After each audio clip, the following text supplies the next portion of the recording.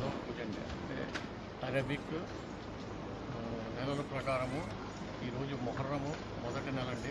మొదటి నెల 10వ రోజు అండి.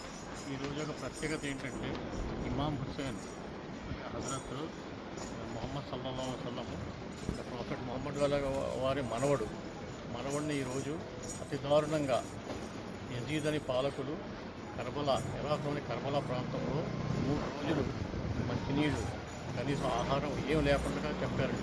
చిన్నపిల్లలు, పెద్దలు, తర్వాత ఏమో ముసలోళ్ళు, యంగ్ జనరేషన్ మొత్తం 72 మంది అనుచరులతోటి ఆయన ఈరోజు ఆయన్ని చంపేశారండి యజీద్ పాలకులు.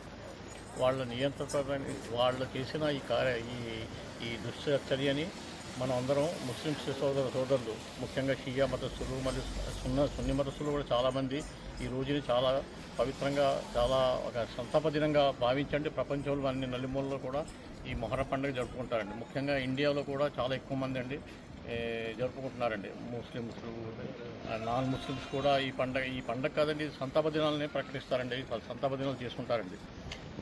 ఈ విధంగా మాకు ఈ కార్యక్రమం గురించి చెప్పడానికి మాకు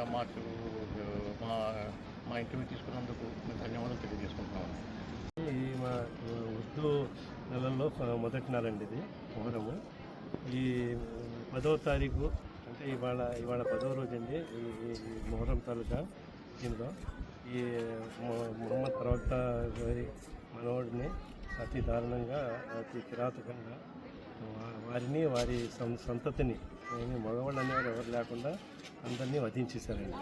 అందరూ 72 మంది ఆయన అనుచరులు ప్లస్ ఆయన ఫ్యామిలీ మెంబర్స్ అందరం కలిసి మొత్తం 72 మంది అండి.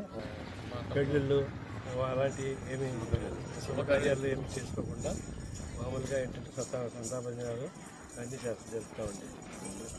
పండగ కాదండి మొహరం అంటే సంతాప దినాలండి. అది అలా సార్.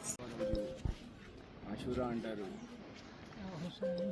ఇరాక్లోని కర్బలా మైదానంలో అతి దారుణంగా మొహమ్మద్ ప్రవక్త యొక్క 2వ మనవడు, 3వ మన దైవ ఇమాం హుస్సేన్ని అతి దారుణంగా హింసించి 7 రోజులుగా నీరు పానీయాలు ఏమీ లేకుండా చేసి కర్బలా మైదానంలో అతి దారుణంగా చంపడం జరిగింది.